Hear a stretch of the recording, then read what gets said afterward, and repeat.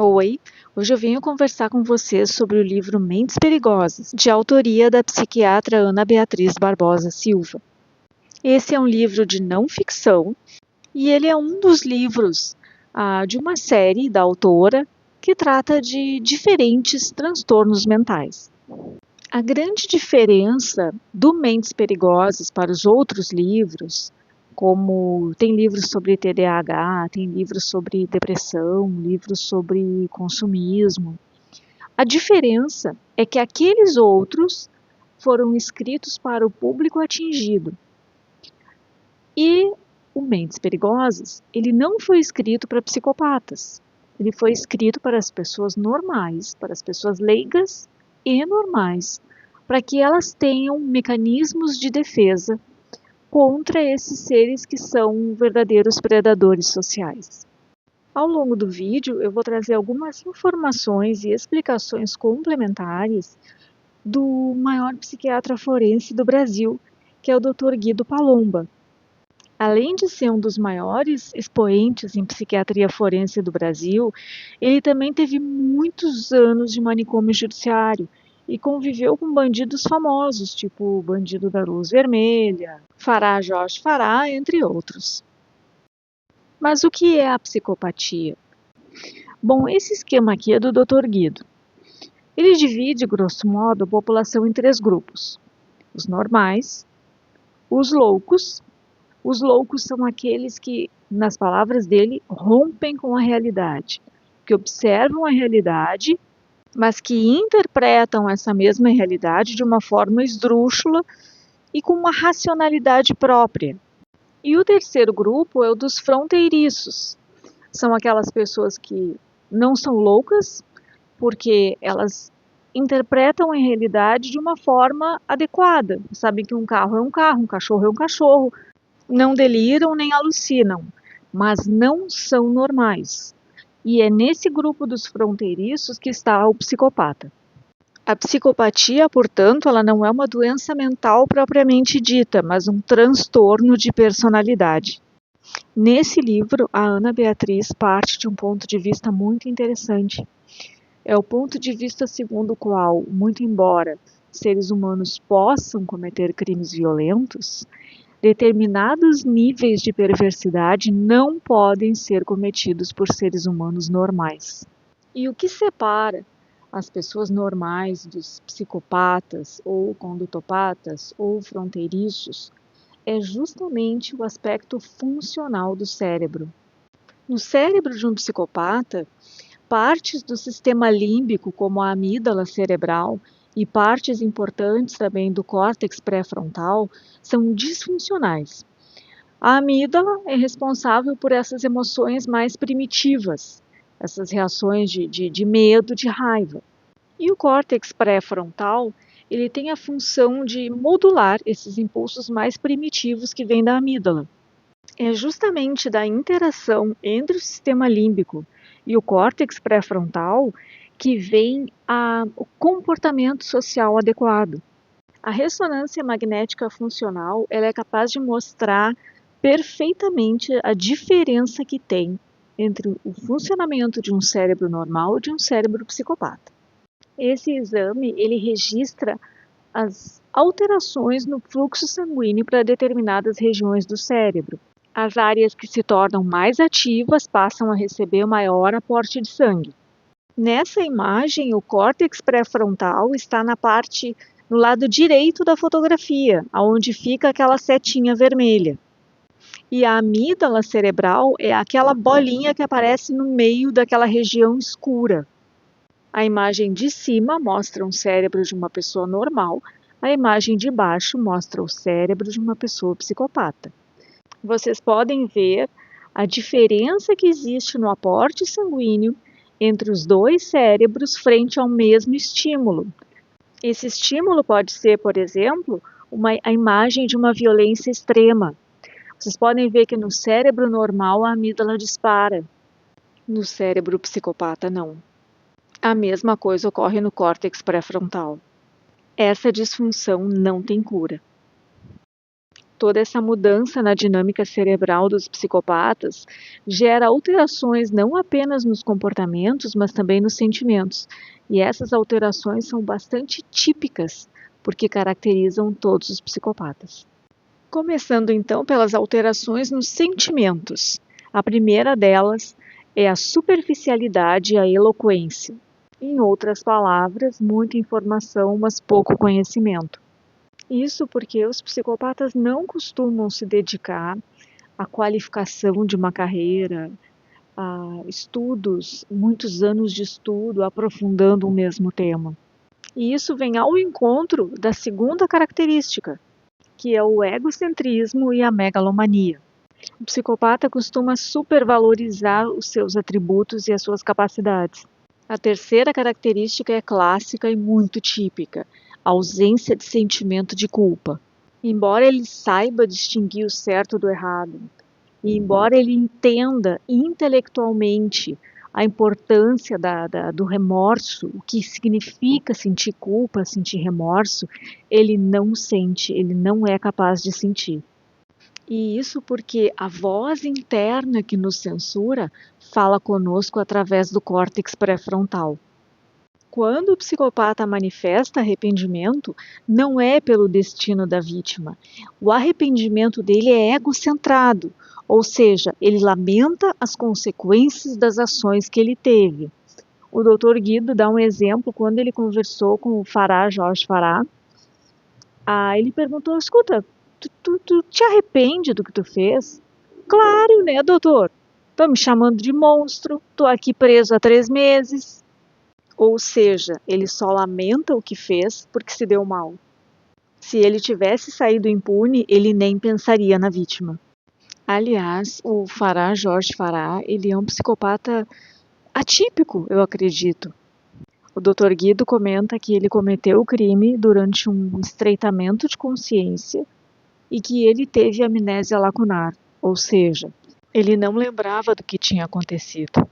Uma outra curiosidade que de modo algum justifica o crime, mas o Dr. Guido menciona que no processo havia 400 páginas do relatório da Telesp de ligações não atendidas da vítima para o Farah Jorge Farah. Um outro evento que me faz pensar que ele não é dos mais típicos é que ele deu fim à própria vida, né? E é difícil a gente ouvir falar de psicopata que dá fim à própria vida, mas no caso do Farah Jorge Farah foi o que ele fez. A quarta característica dos psicopatas, que com certeza é uma das mais proeminentes, é a ausência de empatia. A empatia é um sentimento de alta complexidade que decorre do reconhecimento do outro, do reconhecimento dos direitos do outro, independentemente desse outro ser um ser humano, ou um animal, ou uma planta. Além disso, de que forma uma pessoa absolutamente egocentrada poderia se colocar no lugar de alguém? E não apenas se colocar no lugar dessa pessoa, mas dimensionar a alegria ou o sofrimento ou a dor que essa outra pessoa pode estar sentindo. A quinta característica dos psicopatas é a mentira e a manipulação. Muito embora todo mundo minta, as pessoas normais normalmente mentem ou para não magoar ou para evitar aborrecimentos. Já a mentira do psicopata, ela tem o intuito de trapacear, de enganar. E se ele for desmascarado, ele não manifesta nenhum constrangimento. A rigor, a mentira para o psicopata é um instrumento de trabalho. A sexta característica relativa aos sentimentos dos psicopatas é a pobreza emocional. Os sentimentos dos psicopatas são literalmente limitados em termos de intensidade e de variedade. Para muitos psiquiatras e neurocientistas, as emoções dos psicopatas não são emoções verdadeiras, são proto-emoções. Essas proto-emoções têm relação com a área mais primitiva do cérebro. Por exemplo, se eu sinto fome e como alguma coisa, eu me sinto satisfeita. Essa é uma proto-emoção, é uma emoção mais primitiva. Agora, se eu me disponho a fazer uma receita, por exemplo, que eu nunca fiz, e essa receita fica muito boa, a satisfação daí decorrente é mais complexa, se assemelha mais ao contentamento e à alegria. Em razão da pobreza emocional, ao psicopata falta a ressonância afetiva. Ele não compreende as emoções das outras pessoas, ele é incapaz de formar vínculos afetivos verdadeiros e, para ele, os outros seres humanos são um meio para um fim. Em relação ao comportamento dos psicopatas, a primeira característica é a impulsividade. Os psicopatas sempre agem buscando a satisfação de alguma necessidade imediata. Essa impulsividade tem relação com um fato que é comum a todos os psicopatas, que é a versatilidade criminal. O livro traz um exemplo bem ilustrativo. Um psicopata está a caminho de uma festa e tem o objetivo de levar um engradado de cerveja. Quando ele vê que ele esqueceu a carteira, ele simplesmente vai num posto de gasolina, assalta o posto de gasolina e deixa um dos funcionários espancado. A gente pode entender também essa impulsividade como imediatismo. A vida é aqui e agora e o importante é a minha satisfação. Segunda característica do comportamento do psicopata é o autocontrole deficiente. Considerando que eles são impulsivos e que a área cerebral que coloca freio nessas emoções mais violentas é disfuncional no cérebro do psicopata, é fácil entender por que ele tem um autocontrole deficiente. Terceira característica, necessidade de excitação. Os psicopatas têm baixa tolerância ao tédio. Em função disso, é muito difícil encontrar psicopata em profissões muito rotineiras ou em profissões que exijam alta concentração por longos períodos de tempo. Já dá para entender por que o psicopata gosta tanto de fazer parte do corpo policial. A quarta característica, falta de responsabilidade. Essa é clássica, e a gente pode entender a falta de responsabilidade de duas formas. A primeira é que eles nunca são culpados, a culpa é da vítima.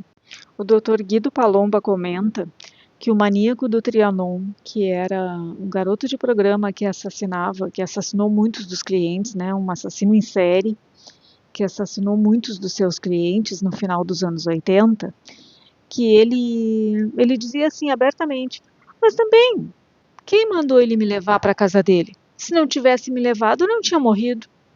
A Suzanne von Richthofen falou para o advogado dela que o motivo não foi torpe, que os pais só morreram porque eles se opuseram ao namoro dela. Se eles não tivessem sido contra, eles não teriam morrido. A outra forma como a gente pode também entender essa falta de responsabilidade é que os psicopatas não cumprem a sua função social como deveriam. Quando eles têm família, não são laços afetivos que unem o psicopata aos outros membros da família.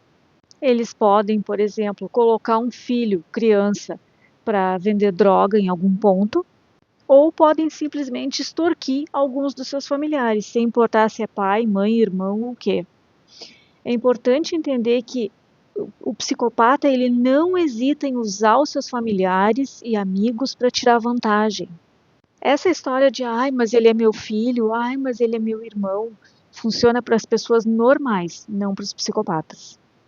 A quinta característica é autoexplicativa, problema comportamental precoce. Todo psicopata, quando criança, já começou a apresentar o comportamento cruel, o comportamento perverso, um comportamento diferente das outras crianças. O diagnóstico só pode ser fechado a partir dos 18 anos, mas é fácil perceber num estudo pregresso que aquela criança já vem dando trabalho de uma maneira sinistra até há muito tempo. A última característica é o comportamento transgressor no adulto.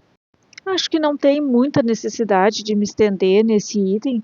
Juntando tudo que a gente falou até aqui, é fácil de entender que o comportamento do psicopata não é um comportamento dentro da regra, dentro da normalidade. Mas todo psicopata é um assassino em série? Não. Existem graus de psicopatia. Existem os psicopatas leves, moderados, graves, gravíssimos. Os psicopatas de grau leve, em geral, são golpistas, estelionatários, ou aquelas pessoas que estão sempre na aba dos outros, sabe? Vivendo ao custo dos outros, sempre com aquele papinho de tô procurando emprego, esqueci a carteira. Dentre os moderados estão, por exemplo, os políticos corruptos. Graves e gravíssimos são assassinos em série, estupradores em série. Talvez vocês pensem assim, poxa, mas um cara mata 10 pessoas é gravíssimo. Um político corrupto mata milhares e é moderado. É porque no gravíssimo, no grave, no gravíssimo, existe o prazer de observar e acompanhar o processo do sofrimento, o que não acontece necessariamente no moderado. O Dr. Guido trouxe uma informação que eu desconhecia completamente. É a de que nem todos os psicopatas são criminosos. É claro que, uma vez psicopatas, se eles não delinquiram ainda, eles andam ali, no limite da lei. Existe um tipo de psicopata totalmente inédito para mim, chamado psicopata abúlico.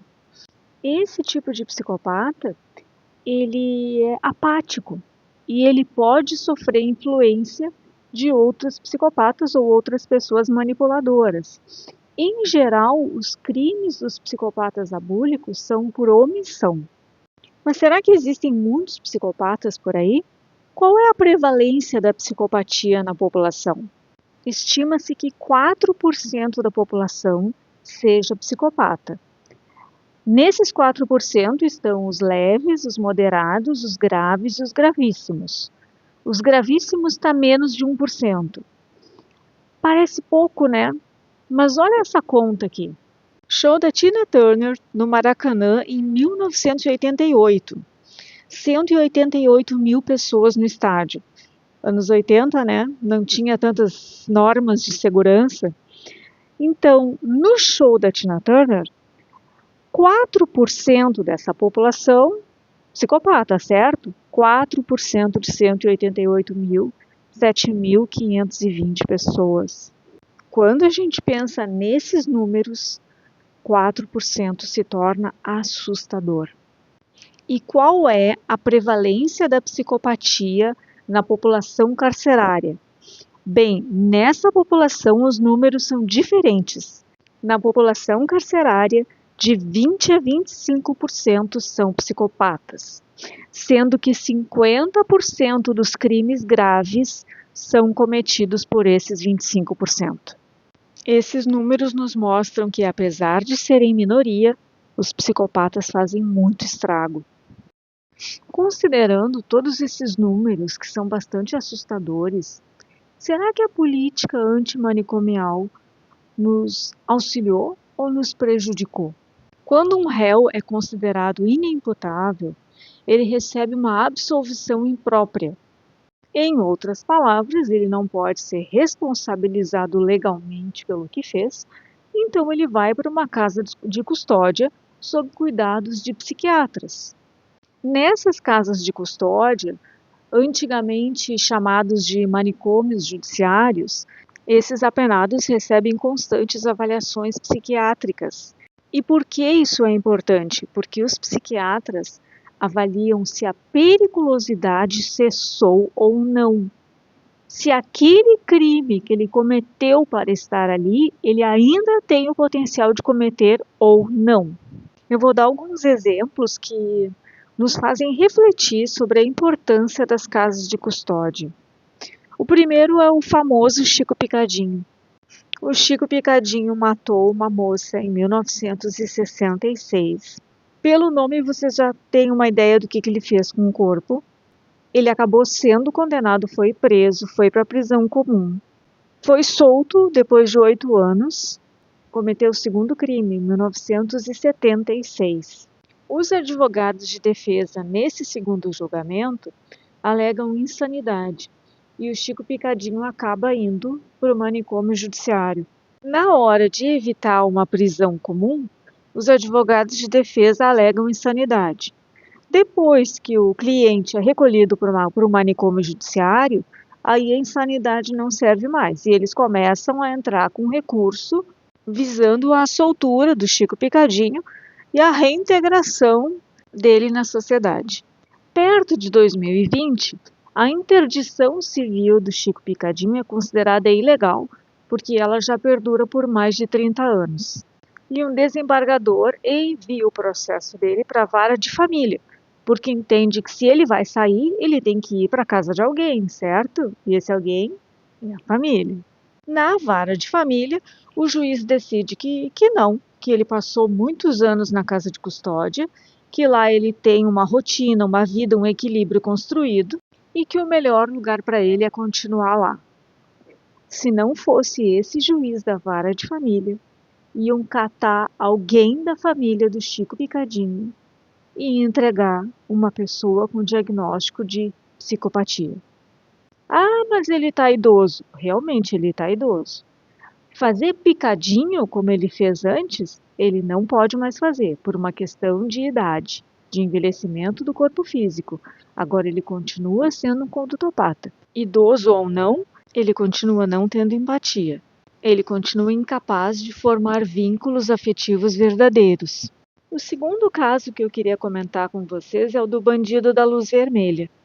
O João Acácio, ele não é um psicopata, ele era um esquizofrênico paranoide.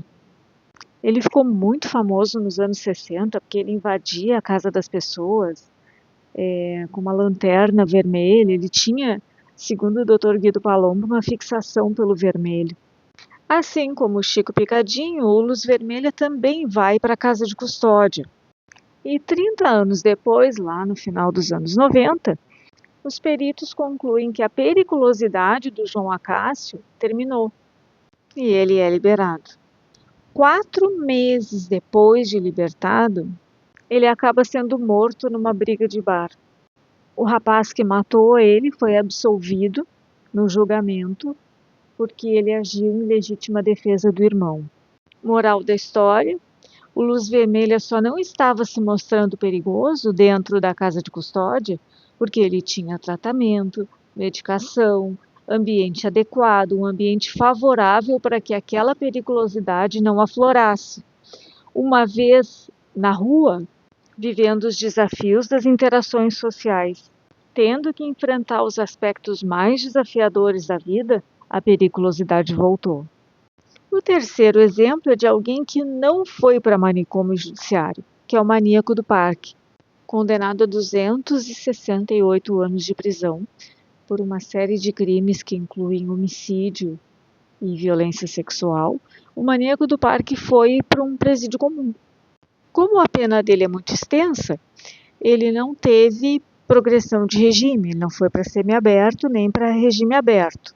Daqui a 2 anos, em 2028, ele vai simplesmente sair, porque ele terá cumprido os 30 anos em regime fechado, que é o máximo que a lei permite. Nenhum condenado progride de regime sem passar pela avaliação da junta médica psiquiátrica. Como o maníaco do parque jamais teve direito à progressão, ele nunca passou por uma avaliação médico-psiquiátrica. Ele pode continuar tão perigoso quanto sempre foi, com a única diferença que agora ele tem um rosto mais conhecido. Eu ia dar só 3 exemplos, mas ontem eu assisti a um vídeo da Ilana Casoy e resolvi adicionar esse caso também, para a gente ter uma ideia da dimensão do que significa essa política antimanicomial. No início dos anos 90, o Rio de Janeiro ficou aterrorizado com um assassino em série que ficou conhecido como Vampiro de Niterói. Ele foi acusado do assassinato de pelo menos 14 meninos, aliás, não somente os assassinatos, mas também violência sexual. E ele recebeu, assim como Chico Picadinho, uma absolvição imprópria. Foi considerado inimputável e está em medida de segurança e uma internação psiquiátrica. A internação do Vampiro de Niterói já dura 35 anos. E aí começa aquela fala de... A própria Ilana Casoy falou: é inconstitucional deixar uma pessoa presa por mais de 30 anos. Mas, gente, não é prisão. Uma internação psiquiátrica, tem gente, inclusive, revoltada, porque o Champinha, que matou a Liana Friedenbach e o Felipe Café, joga futebol, tem horta, tem arte terapia, tem musicoterapia. É muito diferente de um presídio comum. O vampiro de Niterói está hoje com 59 anos. Vocês acham que ele não tem o potencial de cometer os mesmos crimes? Um cara que foi diagnosticado com psicopatia. O que me deixa mais indignada disso tudo é que as pessoas querem dar boa tarde com o chapéu dos outros. Estão super preocupados com o direito dessas pessoas que são perigosíssimas, mas não estão preocupados com o direito da família dessas pessoas. Porque imaginem vocês têm um parente psicopata e de repente um juiz chama, ó, toma que o filho é teu, te vira. E isso, é claro, sem falar na salvaguarda social. As medidas de segurança são importantes para a sociedade, para a família desses ou doentes mentais criminosos ou fronteiriços criminosos, e também para o próprio indivíduo. Já que nós começamos esse assunto sobre condições para cumprimento de pena, é bom a gente abordar essa questão da progressão do regime, porque isso deixa na sociedade uma sensação muito grande de impunidade quando o apenado passa do regime fechado para o semiaberto e depois progride para o aberto. Mas será que a progressão de regime é impunidade? O nosso sistema prisional, ele é baseado numa ideia de reeducação e reinserção daquele indivíduo na sociedade. A recuperação daquele indivíduo, por assim dizer. E aí nós já percebemos o problema. Se 20 a 25% da população carcerária é psicopata e 50% dos crimes graves são cometidos por esses 25%, e a psicopatia não tem cura, nós estamos aplicando medidas de recuperação em indivíduos irrecuperáveis. Eu assisti uma entrevista do Ricardo Salada, que trabalhou no caso da Suzane, e ele disse que o Daniel Cravinhos, na hora em que ele matou o Manfred, pai da Suzane, ele já se arrependeu. E que na reconstituição do crime, colocaram um policial muito parecido com o pai da Suzane, ele não conseguiu fazer a reconstituição, ele ficava mal. Os próprios policiais dizem que de imediato ele se arrependeu. Ele agora, se não me engano, está em regime aberto, mas ele pode se recuperar. Ele é uma pessoa que pode se beneficiar da progressão do regime e pode recuperar a sua vida. No caso da Suzane, tendo em vista que ela tem o diagnóstico de psicopatia, embora ela também esteja em regime aberto, ela deveria, após o cumprimento da pena num presídio comum, ir para a medida de segurança numa casa de custódia, porque como condutopata, a periculosidade dela não cessa. Uma das coisas que me incomodou, embora o livro não dê tanta ênfase quanto a autora enfatiza nas falas dela, é a questão da inteligência do psicopata. Ela sempre descreve o psicopata como alguém super inteligente, 100% razão e zero emoção. No entanto, racionalidade não é sinônimo de inteligência. Além disso, se a gente assume que o psicopata é super inteligente porque ele é zero emoção, isso significa que nós, seres humanos comuns, somos emborrecidos pelas nossas emoções, o que também não é verdade. Hoje se sabe que a questão emocional é um componente muito importante no aprendizado e no próprio desenvolvimento da inteligência. Quando um bebê nasce, ele vai aos poucos desenvolvendo a capacidade de formação de linguagem, e essa linguagem é aprendida carregada de um conteúdo emocional. As palavras não são faladas numa cadência monótona, por exemplo. Olha, um paraquedas. Não. Tá, vai, te manda, sai. Se a criança tem alguma dificuldade nessa decodificação, alguma coisa vai ficar faltando na formação dela. Acerca da inteligência dos psicopatas, o Dr. Guido fala algo que não é o oposto, mas é diferente. Inclusive, ele disse uma frase que honestamente eu não esperava. Ele diz que os psicopatas normalmente são tidos como pessoas toscas e que muitos têm o QI abaixo da média. É claro que isso não significa que não existam psicopatas muito inteligentes, da mesma forma que existem seres humanos normais muito inteligentes. Agora, eu não acho que psicopatia e superinteligência sejam venda casada. Um outro ponto importante a comentar é a questão da memória dos psicopatas. As nossas memórias se formam graças ao componente afetivo, emocional, tanto no que se refere a emoções positivas quanto a emoções negativas. As coisas que nos traumatizam criam uma memória muito duradoura. Como o psicopata é deficiente no que se refere a vivências de emoções e afetos saudáveis e normais, ele não forma as memórias como um ser humano comum. A principal consequência disso, ele se repete, e ele se repete muito. Não é à toa que os assassinos em série repetem a mesma ritualística, a mesma assinatura. Ele pode variar o modus operandi conforme a necessidade. Por exemplo, o Jeffrey Dahmer, os primeiros meninos que ele matou, eram fisicamente parecidos com ele, o mesmo tipo, cabelo claro, pele clara. Mas, como ele percebeu que a polícia na época dava mais atenção à investigação dessas pessoas, das pessoas brancas, das pessoas nascidas em uma família estruturada, ele passou a caçar aonde? Entre imigrantes ilegais, negros, hispânicos e, evidentemente, gays. Ele se utilizou dos preconceitos da polícia na época para cometer os seus crimes em paz, digamos assim. As famílias dos imigrantes ilegais não denunciavam o desaparecimento dos seus filhos, porque ele seria admitir que eles eram imigrantes ilegais. Então, o Jeffrey Dahmer adaptou o tipo de vítima para as suas necessidades naquele momento, mas a assinatura do assassino, a forma de matar era sempre a mesma e sempre repetido.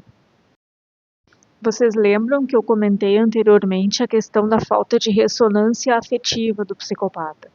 Que ele não forma vínculos afetivos verdadeiros e que ele não compreende emocionalmente as emoções dos seres humanos normais. Mas essa falta de ressonância ela tem mais consequências. Uma das consequências que a gente percebe, que nós, como pessoas normais, percebemos rapidamente, é uma inadequação a determinadas situações, uma inadequação de discurso e uma inadequação de comportamento. Por exemplo, Suzanne von Richthofen, na delegacia, para dar depoimento acerca da morte dos pais, sentada no colo do namorado e dando beijo no namorado. Tudo bem que ela era adolescente e que os adolescentes não são exatamente os reis da adequação social, mas ainda assim, é muito inadequado.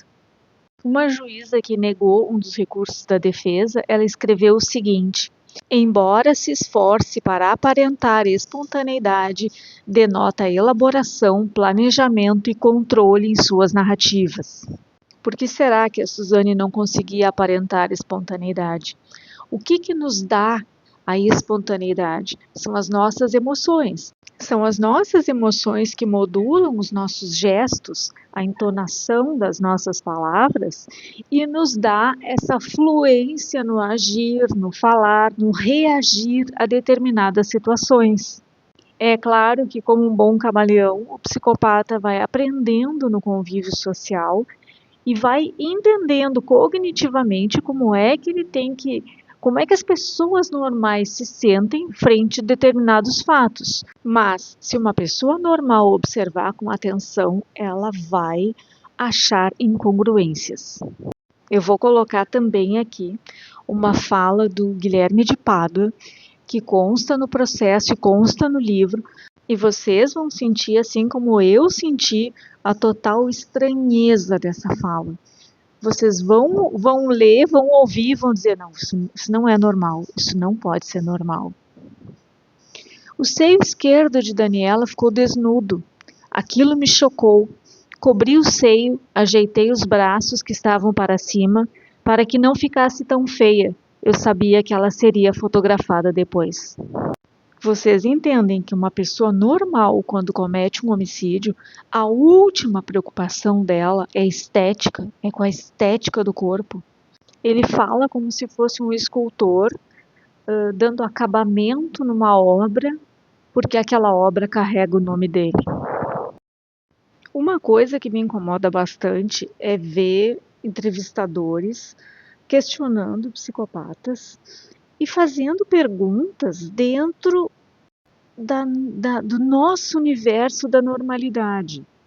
Por exemplo, eu vou deixar aqui na descrição do vídeo também dos 2 shorts, um de uma entrevista com Richard Ramirez e outra com Ted Bundy, ambas em inglês, sem legenda. Mas o repórter que estava questionando o Richard Ramirez, ele pergunta assim, sabe aquela pergunta humana, mas por que tu fez uma coisa dessa? A cara de diversão. Sabe aquela coisa que se diz, não sei se isso se diz no Brasil inteiro, mas a gente não deve bater palma para macaco dançar? Tu dá palco para um psicopata, ocupar o centro das atenções é tudo que ele quer. Ele dá um sorriso, em primeiro lugar, gente, em primeiro lugar. Não dá para procurar motivações normais. Ele fez porque ele quis, porque ele teve vontade, porque a pessoa encheu o saco, por qualquer motivo mais torpe que vocês possam imaginar. O Richard Ramirez dá um sorriso de satisfação e diz que não pode responder essa pergunta. Não é exatamente que ele não possa, ele não quer. Ele não quer dar para o outro a satisfação de saber. Por outro lado, ele também não pode responder dentro desses termos normais. A entrevista com Ted Bundy é pior. Assim, são só esses trechinhos, tá? Eu não assisti a entrevista toda porque, honestamente, não leva a nada. Uma das vítimas do Ted Bundy foi uma menina de 12 anos. E o repórter pergunta, mas por quê?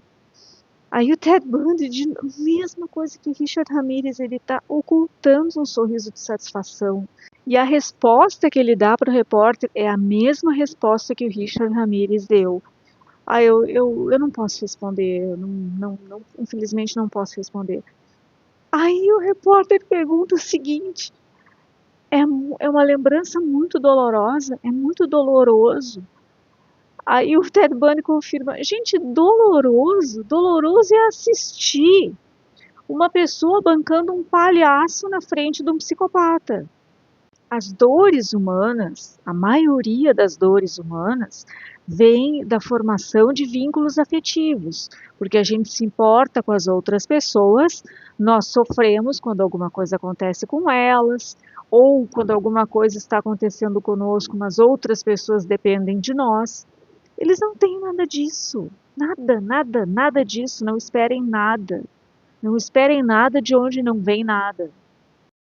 Uma das coisas mais importantes que esse livro destacou é a dificuldade que as pessoas normais têm em aceitar que existem outras pessoas que parecem normais, mas não são normais.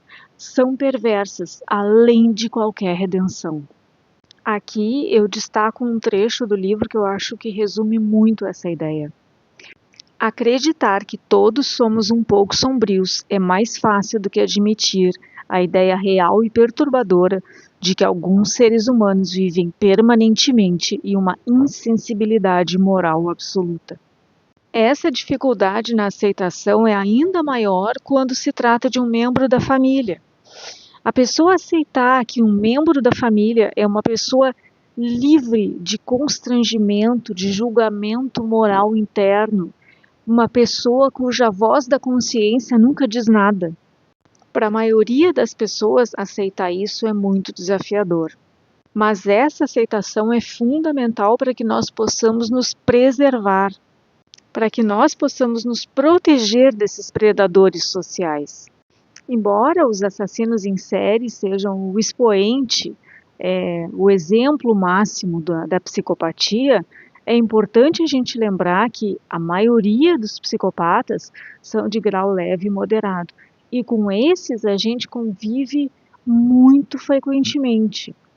Muito embora os psicopatas tenham uma aparência normal, uma pessoa atenta consegue, aos poucos, identificar os problemas e as características, porque essas pessoas têm uma deformidade que está na conduta, mais especificamente no querer, no fazer e no sentir. A partir de agora, eu vou dar exemplos para vocês. Os links dos vídeos que servem como exemplos, alguns são shorts, outros são vídeos mais longos. Eu vou deixar todos esses links na descrição do vídeo. Eu não quis baixar todos esses vídeos, para esse vídeo aqui, o meu, não ficar muito pesado. E também para ele não ficar muito longo, porque ele já está bem comprido. Começando então, um exemplo de superficialidade e eloquência. Eu acho que o melhor exemplo de superficialidade e eloquência que eu encontrei é o Richard Ramirez falando frases de efeito. Por exemplo, talvez os psicopatas tenham emoções se vocês procurarem bem a fundo, ou talvez não tenham. O que isso quer dizer? Se eu digo que talvez amanhã chova, ou talvez amanhã não chova, o que eu estou dizendo? Nada. Em outro momento ele fala, sabe aquele clichê? Os psicopatas fazem em pequena escala o que os governos fazem em larga escala. Tá, então porque os governos cometem crimes, eu também posso, tu também pode, todos nós podemos, crimes terríveis? Ora, por favor, o tipo é muito palavrório e pouco conteúdo. Um exemplo de egocentrismo e megalomania. Durante os preparativos para a entrevista do serial killer de Goiânia com o Domingos Meirelles, o assassino começou a contestar a posição da câmera, querendo que a câmera ficasse de outro jeito para ele ficar melhor. Um outro exemplo que ocorreu aqui no Rio Grande do Sul foi o maníaco do cassino se inspirando no maníaco do parque e querendo superar o maníaco do parque em número de mortos. O próprio maníaco do parque, ele chegou a perguntar para os policiais se a televisão já estava lá. Exemplos de ausência de sentimento de culpa. Para ilustrar essa característica, eu selecionei uma entrevista do maníaco do Trianon. Nessa entrevista, ele fala com entusiasmo até, ele descreve para a repórter a forma como ele matou um dos clientes, e vocês podem perceber nas palavras, na entonação, que ele está aproveitando o que ele está dizendo, ele está gostando daquilo ali. E no final ele ainda tira onda com a repórter. Ele pergunta para ela, já matou alguém? Então mata, depois tu vem me dizer se isso é normal ou não. Um exemplo de ausência de empatia. Muito embora nenhum desses dois tenham propriamente um diagnóstico, eu acho que a realidade nos dá elementos suficientes para que a gente possa considerar uma hipótese diagnóstica, sim. Não podemos afirmar, mas existem sim fortes indícios de psicopatia nessas duas pessoas. Por quê? Porque tanto o delegado Sérgio Fleury, do DOPS, quanto o coronel Brilhante Ustra, do DOI-CODE, eram torturadores. E eles não apenas mandavam torturar, mas torturavam pessoalmente. E tortura representa o ápice da falta de empatia. Só uma mente doentia pode torturar outra pessoa. Eu vou deixar no link da descrição o depoimento do Gilberto Natalini, que é um médico que foi torturado pelo Ustra e falou na Comissão da Verdade. Exemplos de mentira e manipulação. Pensa em alguém que só dava entrevista para mentir. Guilherme de Pádua. Nesse vídeo, ele pede perdão para a Glória, perdão para o Raul. Em primeiro lugar, ele não está arrependido de nada, vocês podem perceber pelo sorrisinho, e no vídeo isso fica muito claro. Inclusive, ele usa esse falso pedido de desculpas para ofender mais o Raul. Um pouco a Glória, mas mais o Raul. Vocês vão ver, é um short, vale a pena para quem tem estômago. E nesse vídeo também aparece a questão da manipulação, quando ele começa a argumentar que o perdão está ao lado de Deus, então se a pessoa não perdoa é porque Deus não está com ela. Ele não fala isso abertamente, mas por um bom entendedor. Um outro exemplo de manipulação, que até é bastante comum quando se entrevista psicopata, aconteceu na entrevista do Maníaco do Parque com Marcelo Rezende. Muitas vezes eles procuram inverter a posição do repórter. Eles começam a perguntar. Em determinado momento, o Maníaco do Parque revela que ele gostaria de ter uma filha. Então, o Marcelo Rezende pergunta se alguém tivesse feito isso com a tua filha. Aí o Maníaco do Parque olha bem para ele e rebate a pergunta: e se eu fosse o teu filho? Mas o Marcelo Rezende já era macaco velho dessas entrevistas com psicopata, né? Então ele continua encarando e refaz a pergunta, né? Como você se sentiria? Eu imagino que dê muito trabalho entrevistar psicopata, porque eles estão a todo momento querendo desvirtuar a entrevista. Eles querem conduzir o assunto para outro lugar, e se o repórter não está bem atento, quando ele vê, ele já está indo por outro caminho. Um exemplo de pobreza emocional.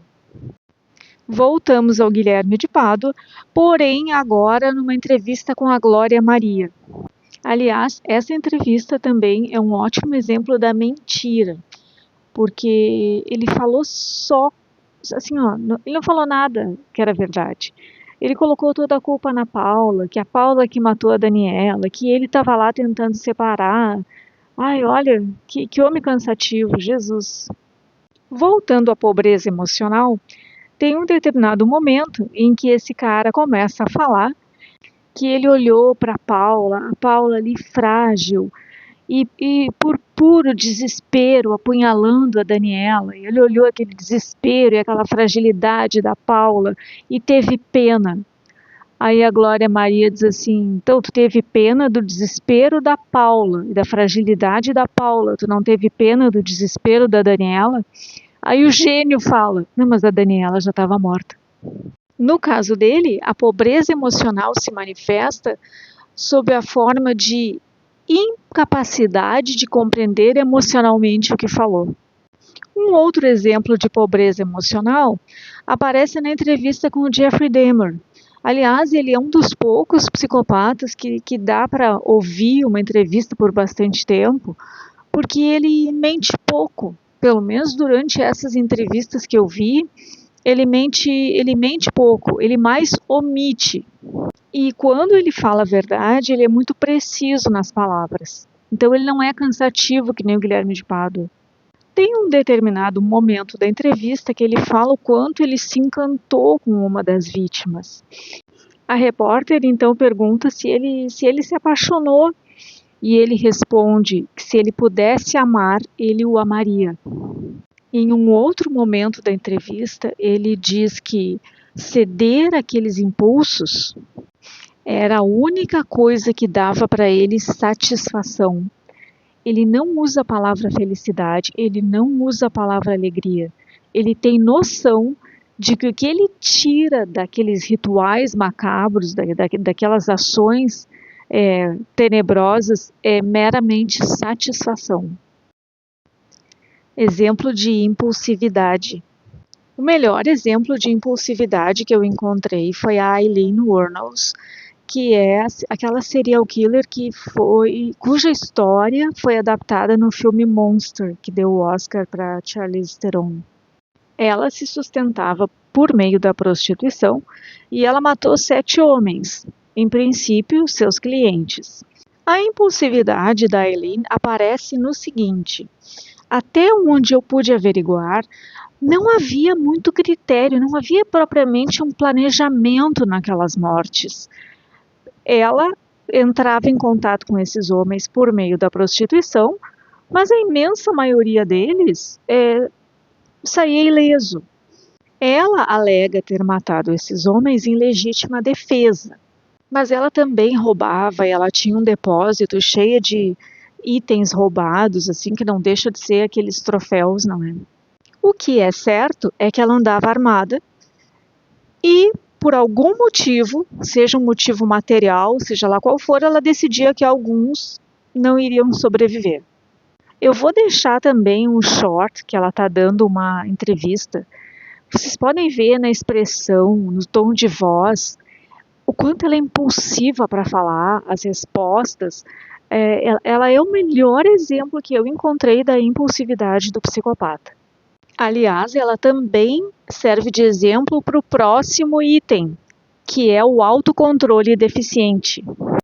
O mesmo short que eu mencionei anteriormente a respeito do Ted Bundy também serve como um exemplo de autocontrole deficiente, porque ele está ali fazendo cara de coitado, se esforçando para ocultar um sorriso, mas olha no final do short com que cara ele olha o entrevistador.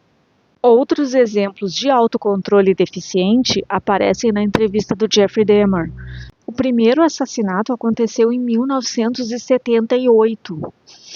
E aí ele conseguia ainda suprimir esse impulso de seguir matando. O segundo assassinato foi em 1987. E a partir daí, ele não teve mais autocontrole. Aí, a partir daí, ele começou numa sequência até ser pego em 91. Um outro exemplo de autocontrole deficiente na mesma entrevista aconteceu na segunda morte. O Jeffrey Dahmer fala que acordou e o segundo rapaz estava morto ao lado dele. E ele entendeu que ele havia batido no cara até o cara morrer. Aí a gente vê a diferença de uma pessoa normal para uma que não é normal. Se uma pessoa normal se envolve numa briga, no momento em que o oponente não responde mais, acabou a briga. Apesar do conteúdo grotesco, a entrevista do Dahmer, ela flui muito bem, porque ele é muito didático, ele é muito organizado no pensamento e ele fala predominantemente a verdade. Exemplo de necessidade de excitação. Aqui eu tenho que deixar algo bem claro. Nenhuma das duas pessoas que eu trouxe como exemplo, até onde eu saiba, tem laudo. Então, eu não posso afirmar que são psicopatas. E não estou afirmando que são psicopatas. Porém, são pessoas cujo histórico de conduta nos permite aventar esta possibilidade e usar as duas pessoas como exemplos. Feito esse esclarecimento, vamos aos nomes. O primeiro é o Sandro Dota.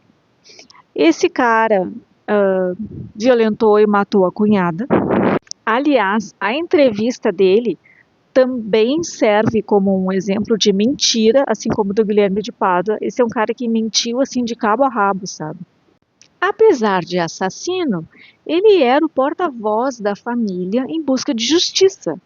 Ele ia frequentemente ao DHPP cobrar dos policiais e, é claro, se manter a par das investigações. Vocês sabem que muitos assassinos voltam à cena do crime como curiosos. Eles sempre querem ficar perto, avaliando o andamento das coisas e, é claro, buscando excitação. O segundo exemplo é a Dominique Scharf. A ficha criminal da Dominique é longa, mas o que predomina é o estelionato. E por que eu falo na necessidade de excitação? Porque ela não tinha necessidade nenhuma de conseguir dinheiro, assim. Ela vinha de uma família abastada. Muitos dos golpes dela, se não todos, são pelo prazer de passar a perna no outro. Uma outra forma de perceber essa necessidade de excitação é através de uma escalada no crime. Por exemplo, voltando ao Jeffrey Dahmer, ele já tinha tido problemas com a polícia em função de bebedeira, perturbação pública, atentado ao pudor. Tem um rapaz americano que eu vi no Investigação Discovery, mas eu não anotei o nome dele. Ele incendiou 10 casas. Não matou ninguém, mas acabou com o patrimônio de 10 famílias. Ele foi preso, acho que foi condenado a 10 anos, cumpriu 8. Quando saiu da prisão, começou a matar. Essa escalada no crime é como uma droga. Cada vez eles querem mais, eles querem sentir aquele arrepio na espinha das primeiras vezes e vão sempre buscando mais. Um exemplo de falta de responsabilidade. Um repórter pergunta para Eileen por que ela matou aqueles homens e ela responde: porque os policiais permitiram que eu continuasse matando. Aliás, essa atitude de culpar a vítima é o que mais se vê, a gente vê até no estelionatário. Bem feito para ele quem mandou ser trouxa. É muito triste e revoltante ver a vítima sendo culpada. Um exemplo de problema comportamental precoce. Um caso clássico que aconteceu na Inglaterra em 1993, que foi o assassinato do bebê James Bulger.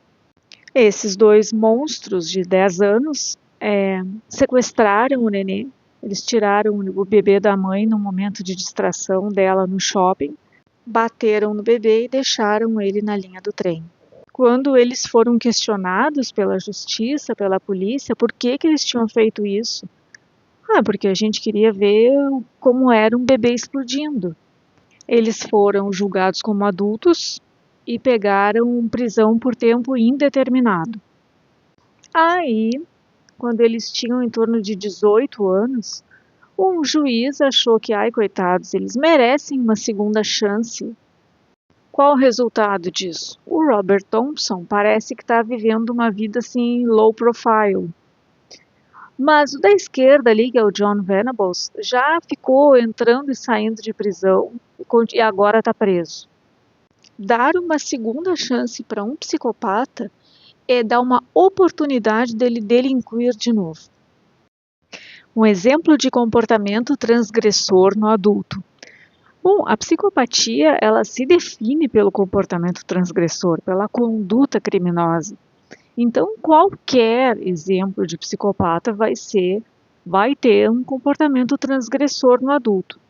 Mas eu resolvi separar para vocês uma entrevista do Maníaco de Guarulhos com o Domingos Meirelles pelo Câmara Record.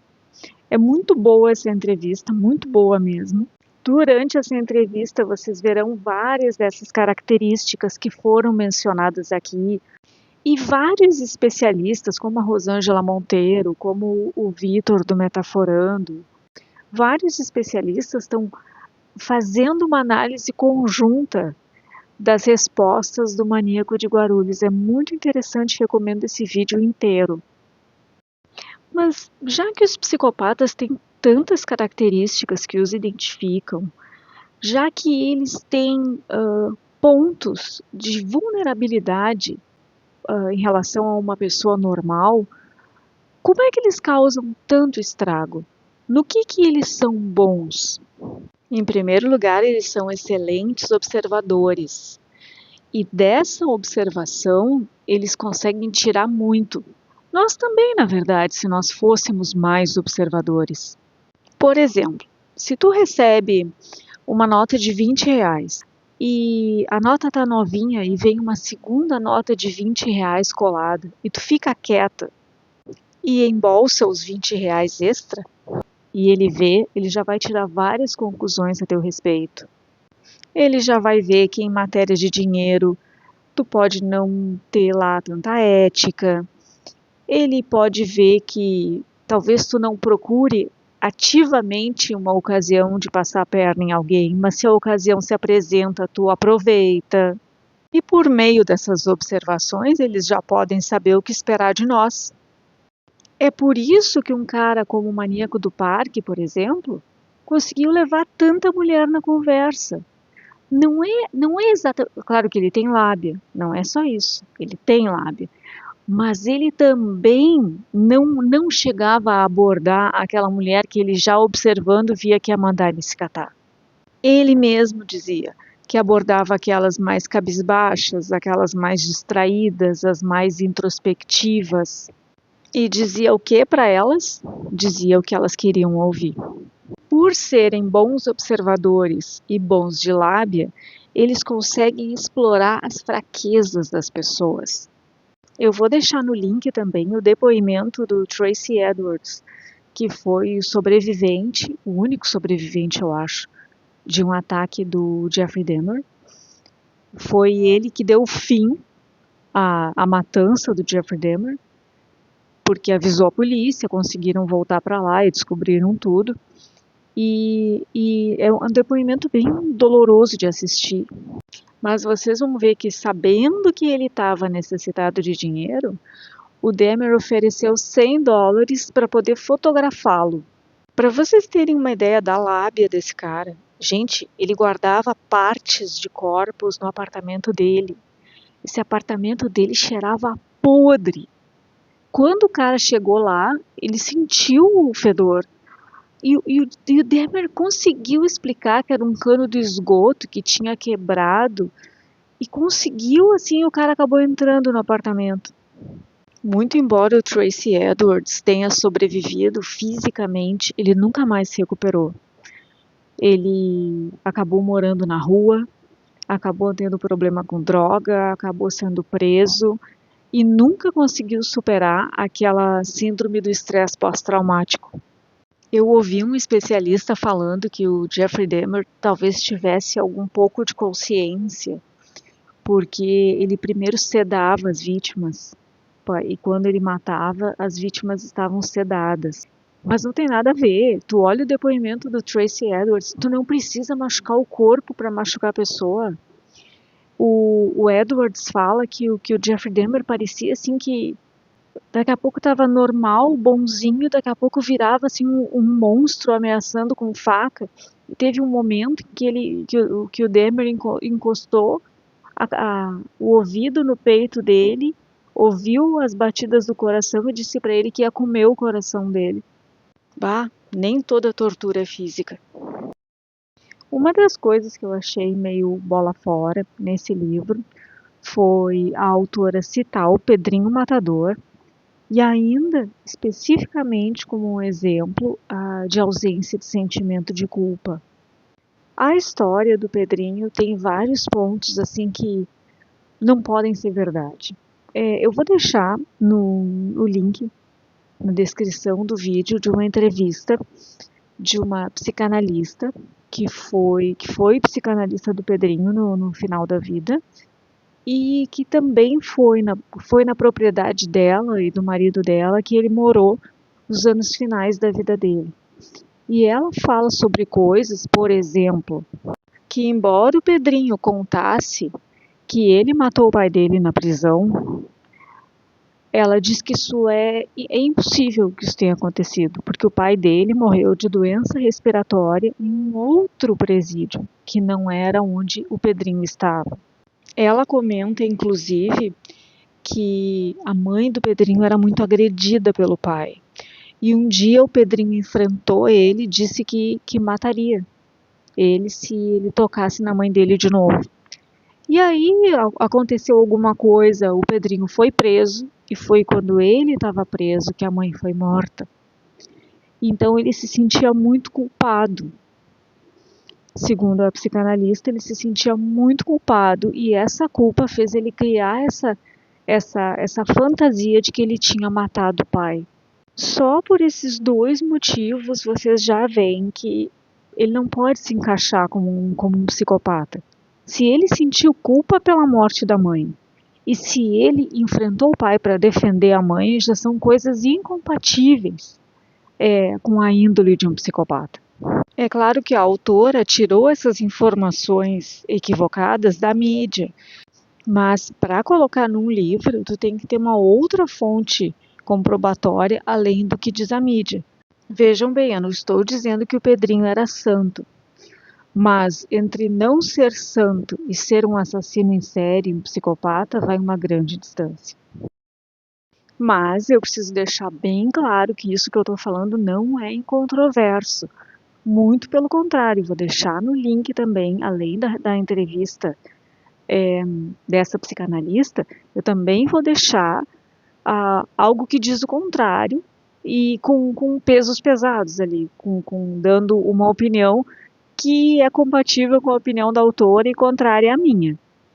Eu acho que o Pedrinho Matador ele merecia uma biografia estilo aquelas que o Ulisses faz, que fez das mulheres, porque ele é o tipo do escritor que vai na fonte para pegar documentação, porque a história do Pedrinho é muita coisa, assim, é muito aumentada por ele mesmo, aumentada pelos outros.